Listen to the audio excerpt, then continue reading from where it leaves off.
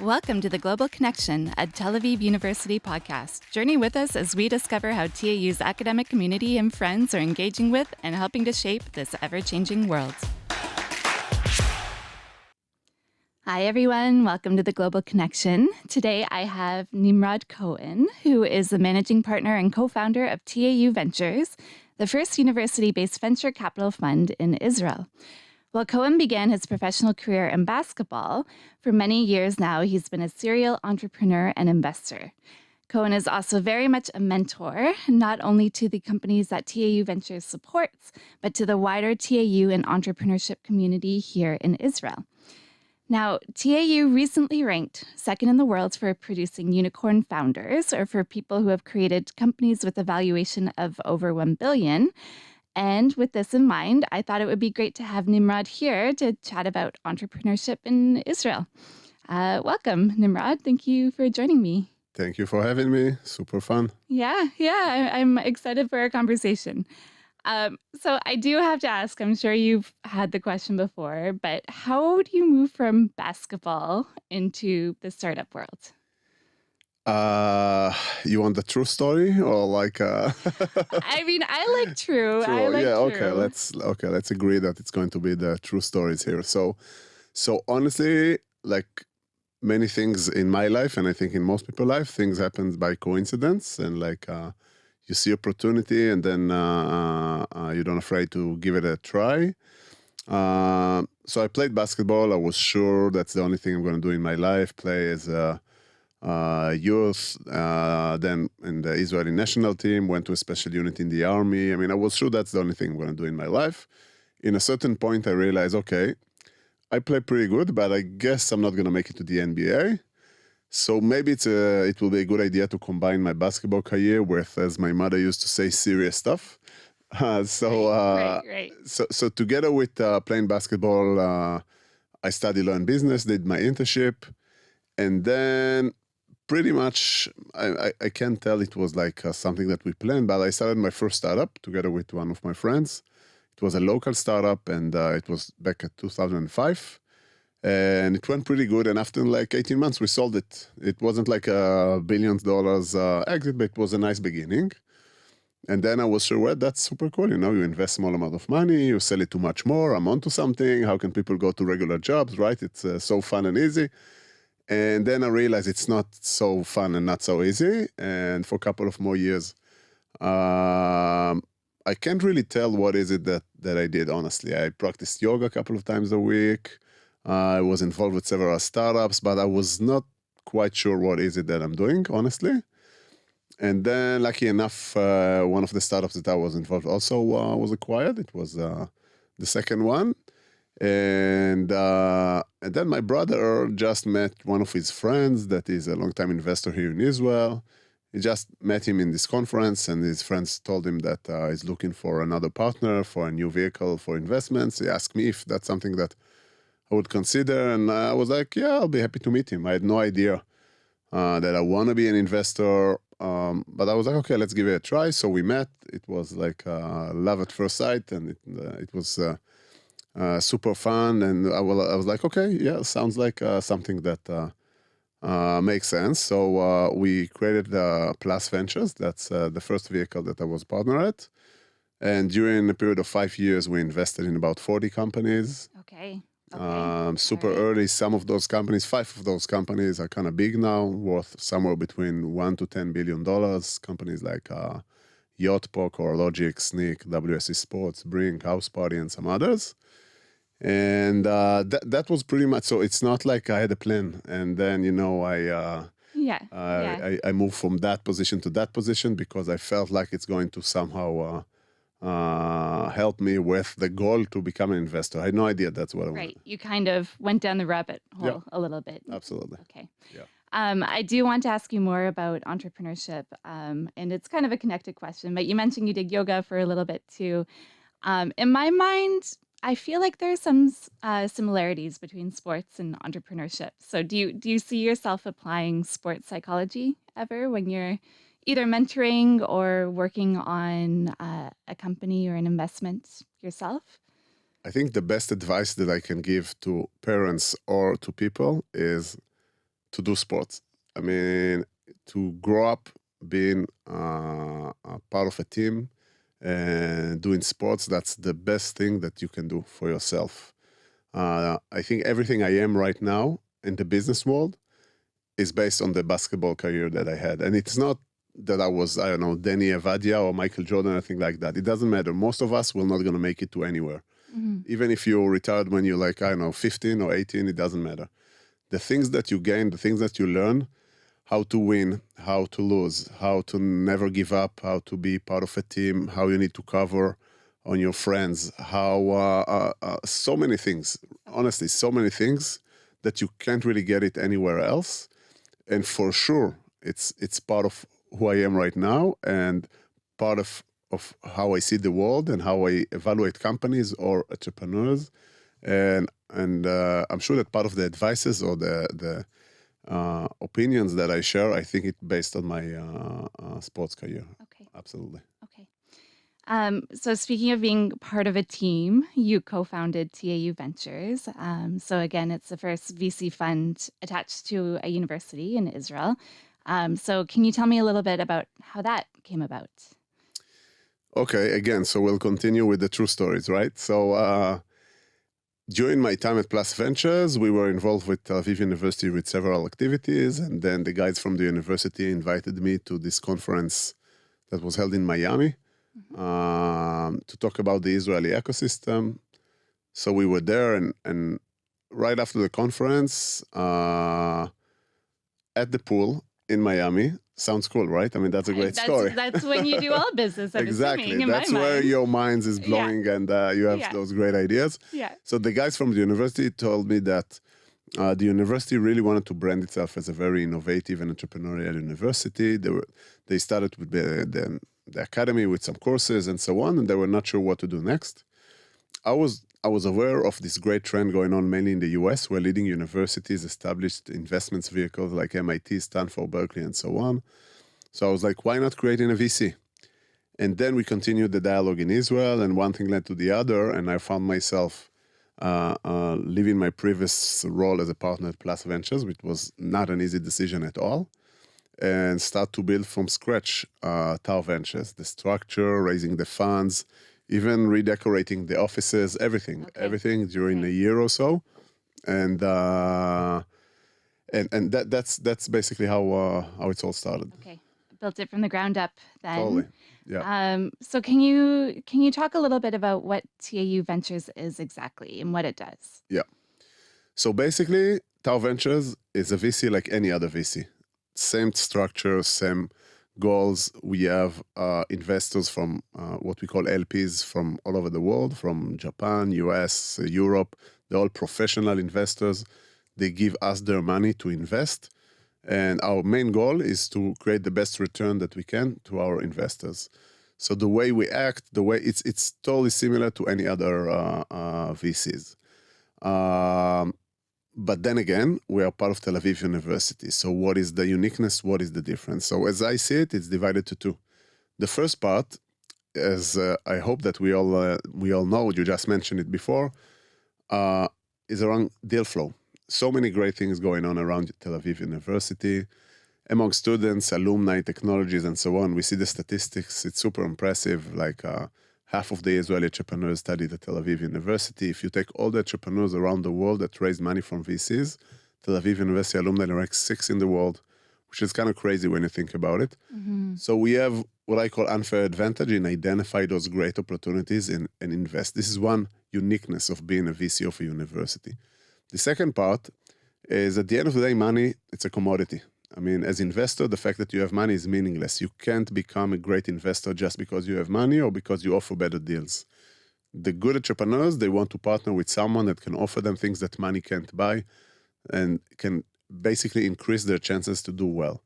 The fact that we are part of the university allows us to offer our entrepreneurs all the different resources around the university. I'll just give some examples from connections and open doors all over the world. There are great connections that the university has. We can use those connections in order to help our startups, or we can establish new connections. For example, if one of our companies, I don't know, they want to get to the CTO of Bank of America, for example, they can try and reach him, through LinkedIn, send him a cold email. He might respond one day and maybe not. But if we, as Tel Aviv University VC, going to approach the same individual, there's a good chance that he's going to listen. It doesn't mean that he's going to do whatever it is we want, but he's going to listen. So this is one example. Connecting our startups to the relevant knowledge around the university. So all of our startups, they try to deal with different technological issues. They might be able to solve them by themselves. Maybe it's going to take them 6 months, 12 months, maybe never. But maybe someone around the university can help them doing that in half of the time. With early stage startups, that's the difference sometimes between making it or just the company dies. Workforce, another main challenge in the Israeli ecosystem, or not only in Israel. So we help our startups with many levels around that. For example, we have students from the university doing internship with our startups and get credits for that. So it's great for the students that get credit for real life practice working for startups. They get credit for that. It's great for the university, and obviously it's great for our startups that get great talented people for free. Okay. And I can give you some more examples, but I guess you pretty much got the idea. No, yeah. So you are very embedded in Tel Aviv University then Totally. in terms of the education students here, helping them, providing exposure to them, but also in terms of if there are patents or companies or researchers working on really interesting things. But then sounds like you're also kind of a launch pad in general for companies in Israel. So you have connections you can help them with, but also just sort of the planning and anything they need to get off the ground, you can facilitate with that. Totally. We leverage the fact that we are a VC of a university, which is a very unique positioning. So it's much easier for us to bring around us experts and the relevant companies from the industries. So those guys help us evaluate companies when they see something that we consider investing. And once we invest, they become design partners. And so our startups, basically, they develop their products together with customer. Okay. And that's a game changer. And that's Okay. obviously increase their chances to do well when they're doing it that way. Okay. You did mention TAU is one of the top in the world in terms of launching, alumni from here launching startups and VC funded companies, often the number one, I think, outside of America. What is it? What is it about What TAU? is the secret sauce? Yeah, what is the secret sauce exactly? I think let's start with Israel in general. I think Israel, it's super unique in a way that we're very innovative. We have the very innovative culture here. First, because of our reality. We need to be innovative. We need to be one step ahead. We can't stay behind. We can't wait and be passive. So that's first. Second, we have great army units where basically many of the soldiers, they learn unique technologies, unique methods. And after they finish with their army service, they take that to the real world. We have top academy institutions. And I think one of the most important things that we have here is we are totally okay with failures. We don't really see those as failures. We see those as lessons. For example, I rather invest in someone that tried twice and failed than someone that never tried. Okay. And there are many places around the world that they just can't get it. They just don't. They don't want to take risk because they're afraid of the failure. Okay. And Okay. most of the super successful entrepreneurs here in Israel, it was not their first initiative. They started, they failed, they started again, they failed again, and then they were super successful. And if you don't have this support, a culture of accepting failures, it's very hard because at the end of the day, being innovative, being a startup nation, that's a super high risk type of life. And if it's a super high risk, it means that there will be many failures along the way. And if you can accept that, there is no way you're just going to get the upside of it. Okay. When I was prepping, I was thinking to myself a little bit about what is it that makes Startup Nation unique in terms of the qualities of entrepreneurs here. So not being afraid to take a risk and not being afraid to fail would be one key element. Are there other sort of unique characteristics of entrepreneurs here? By the way, I still owe you the answer regarding Tel Aviv University. Oh, right. Okay. That's how we started, we right? can go back to that too. So, That's fine. so just leveraging on that, Tel Aviv University is the best one in Israel. It's located in Tel Aviv. It's attract the best people. So it just makes sense that the outcome will be that the top entrepreneurs in the world coming out of Tel Aviv University. So that would be a quality too then, right? They go to TAU. Totally. There you go. Totally. Yeah.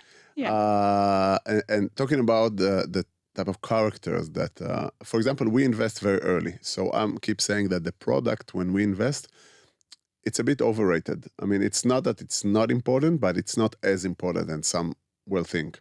Okay. I invested in about 65 companies. None of them is doing exactly what they told me that they were going to do.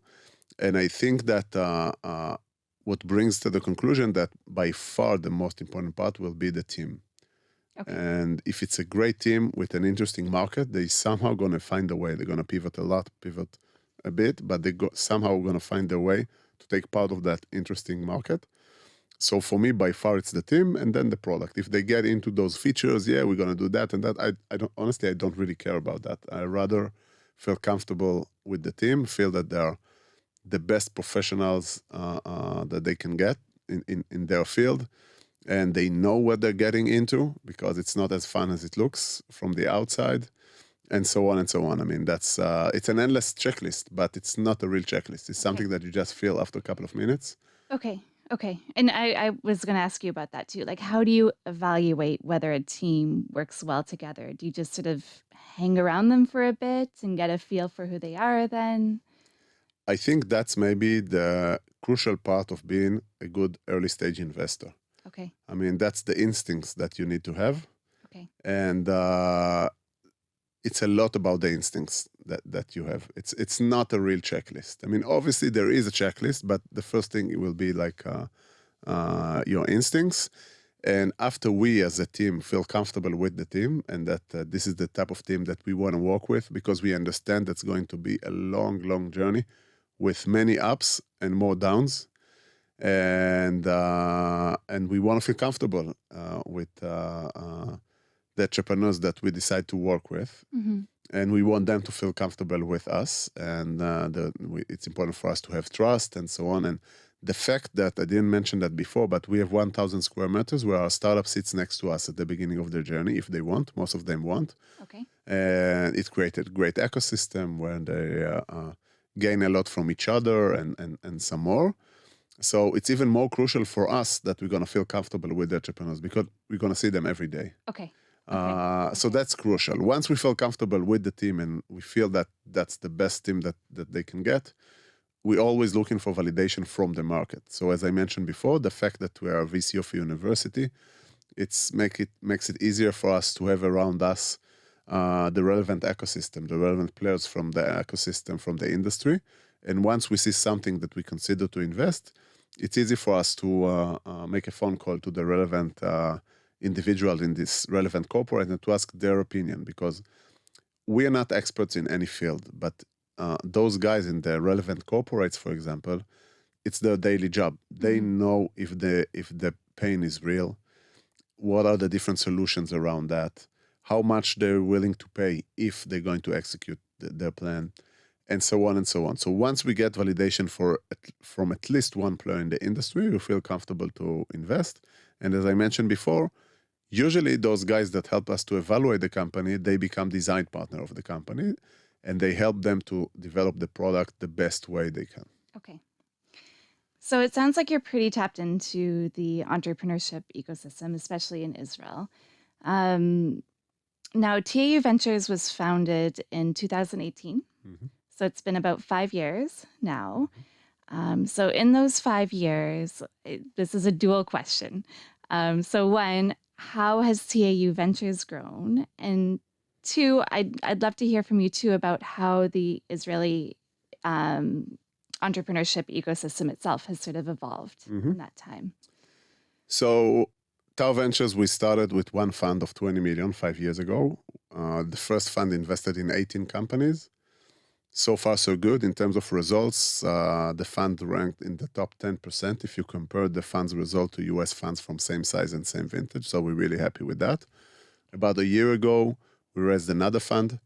The total amount that we manage is about $70 million. And we invested so far in 25 companies. Some of the KPIs that we're really proud of is out of the 25, about 22 already generate revenues. They're super young companies and generate revenues, like real numbers, like hundreds of thousands up to tens of millions.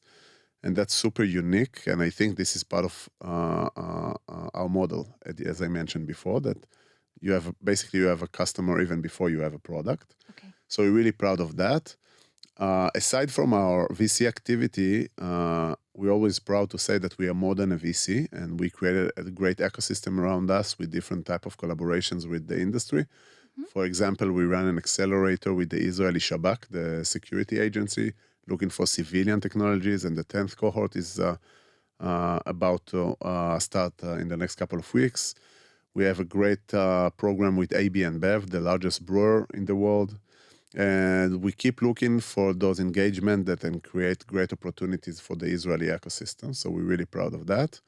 And we keep looking ahead. What next? I mean, maybe another fund, maybe another program, and so on and so on. So that's regarding CAU Ventures and its activity. By the way, we have some more partners. So I started as the only GP.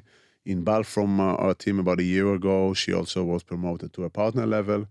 We have 2 venture partners, meaning that they have their daily job, but they help us from the outside. The one is Einat Nemes. She's the director of Google in Israel. Okay. And Anna Farberov, the general manager of PepsiCo Labs. So it's super helpful to have this great team. Other than the team that works with us on a daily basis, Adar, Bar, Idan, and our CFOs, and so on. And so that's regarding CAU Ventures. Regarding the Israeli ecosystem in the last couple of years, it's super interesting to see that. I think that when we started about 5 years ago, it was a bit in the middle. Like the Israeli ecosystem, the startup ecosystem, like many other things, it cycles. Okay. And I think that about 5 years ago, we were pretty much in the middle of a cycle. Okay. So there were a lot of entrepreneurs. That's always happening here. There was not so much money, but it was decent. I mean, there was enough money to work with. Then we saw during COVID, a bit after it started, we had about crazy 2 years, really crazy, something that now we can say doesn't make sense. I mean, but that's how it was. And for us, I mean, it was nice in a way that our portfolio companies were able to raise funds and to grow and so on. Not necessarily in a healthy way, but I mean, that was the game. Mm-hmm. On the other hand, it was a bit harder for us to get those great opportunities at the beginning of the journey because many entrepreneurs were able to raise $5 million from day one. They didn't need our $1 million or $500,000 or anything like that. Okay. And they had $5 million, and then they were like, okay, from day one, let's hire a VP HR, VP sales, VP this, VP that. And that's not necessarily the right way to create a startup. I really believe that, at least in the first couple of years, the core team needs to do most of the things. The CEO, for example, it's super important that he will sell at the beginning of the journey. Okay. To meet the customers, to understand their needs. Okay. And what we see in the last year or so is a bit back to normal, maybe a bit extreme, but I guess we're starting a new cycle now. Okay. So as many things in life, when after there's one extreme, then you go to the other extreme, and then it's somehow balanced. Okay. So I think we are at the beginning of a new journey or a new cycle. And for us, it's great. It's great opportunities, super talented entrepreneurs looking for our money, and it allows us to be picky and to pick the best out of the best. And time will tell. Let's see from here. Yeah. Okay. So you've been through basically a cycle now, where you've seen all stages of a cycle. So for you, what are kind of your proudest moments during that time? Proudest moment. Oh, wow, that's a tough one. I guess it's always, but at the end of the day, with some kind of gamblers. I think I have the only job that if I'm right in 1 out of 10, I'm like a genius. Okay. You know, if you think of a doctor or a lawyer with 1 out of 10, he's going to end up in jail. No. And Yeah. I think looking back at my portfolio companies, even from my previous hats, investing, same as I'm doing these days, investing in, I don't know, 2 to 4 great entrepreneurs with a great idea. And then to see some of those companies getting to a stage where they have hundreds of millions of dollars of sales with thousands of employees that affect so many people's life, that's something super cool. I mean, it somehow covers all the other situations that this is the reality, right? 90% of my day, it's not about those super successful companies.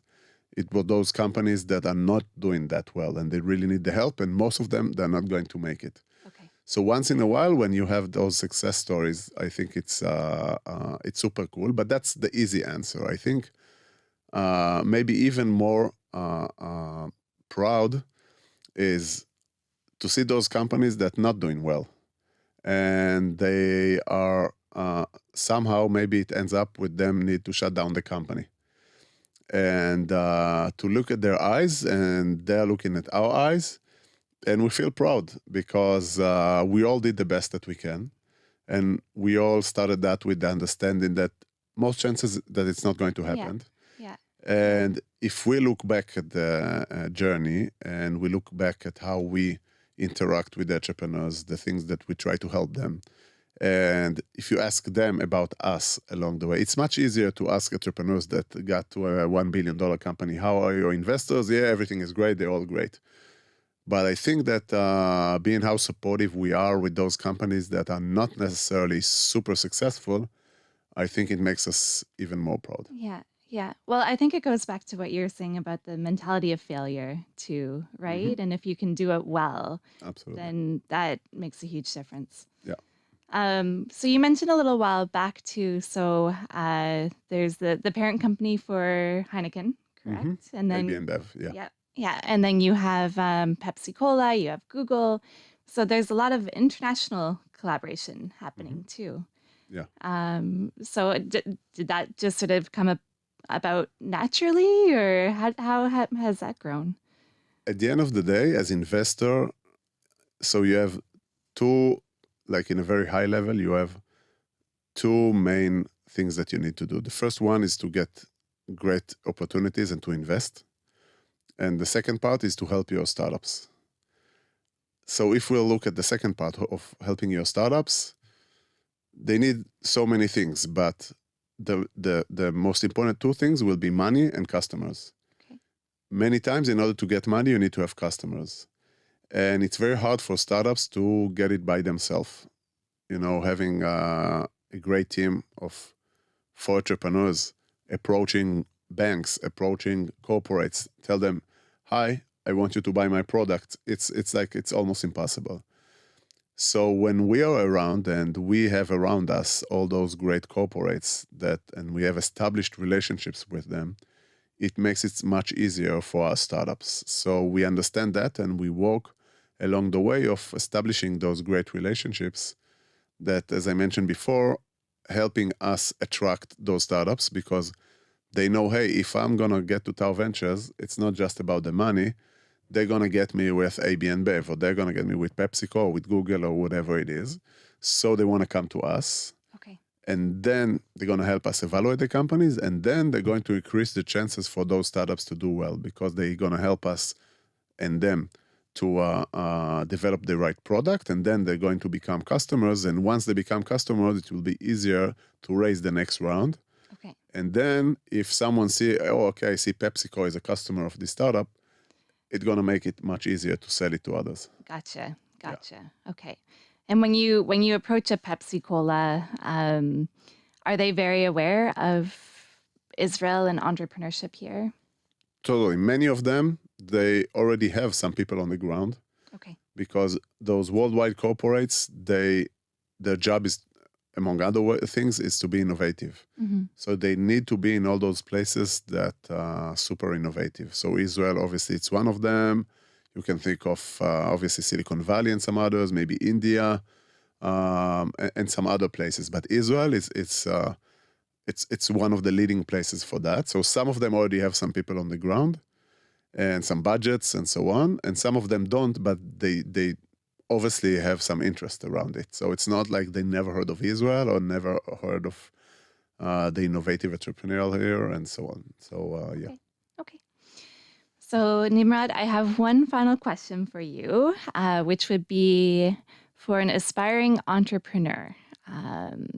They're starting out. What sort of tips and advice would you have for them? I'm going to surprise you and start with, you don't have to be an entrepreneur. Okay. I mean, that's not for everyone, and it's not that it's good or bad.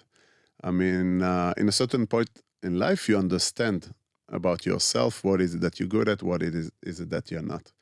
Now, being an entrepreneur, first, it doesn't mean that you need to start your own startup. You can be an entrepreneur while you work for the government or for Microsoft or whatever it is. Be an entrepreneur inside your organization. But if you decide to start your own startup, or even before that, I think that what makes the difference between most people, at the end of the day, most of us, not all of us, but most of us face pretty much the same opportunities. I think what makes the difference between most people is that most people, they don't really aware of those opportunities. Or if they're aware, they're like, yeah, I see that, but I'd rather continue and work for Amazon, bank, Tel Aviv University, or whatever it is, which is fine. It's totally fine. Mm-hmm. But what makes a real entrepreneur is, first, be aware of those opportunities, not afraid of jumping into it and take risks. Although it feels like it's crazy, most of the people around you are going to say, you lost your mind or whatever it is. But you give it a try. And if it ends up being not as you imagine it, that's totally fine. Cut losses, leave it aside, continue with your life, and do whatever it is you want to do. And then maybe there will come, not maybe, for sure, there will be another opportunity. And don't be afraid to jump on it again and take risks. At the end of the day, people that are much smarter than me said that if you're going to do whatever it is that everyone else is doing, you're going to get the same results as others. Okay. So, and that's fine for most people. But if you want to get different results, you need to do something differently. Okay. I like that. I appreciate it. Thank you. Well, it's been a pleasure chatting with you today. Thank you for joining me, and good luck with CAU Ventures and to the companies too that you're working with. Thank you. It was super fun, and I invite everyone to approach us. We'll be happy to help in any way we can. Amazing. Great. Thank you. Thank you.